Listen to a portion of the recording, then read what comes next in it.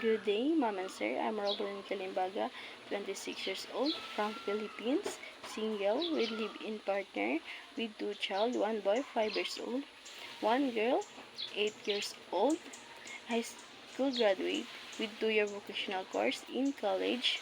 I have experience work here in Philippines from August 2022 to February 2024, and also I took care five family members with 3 child, 1 boy 4 years old, 1 boy 10 years old, 1 boy 18 years old, and my other duties including household cleaning, cooking, laundry, ironing, marketing, sometimes car washing.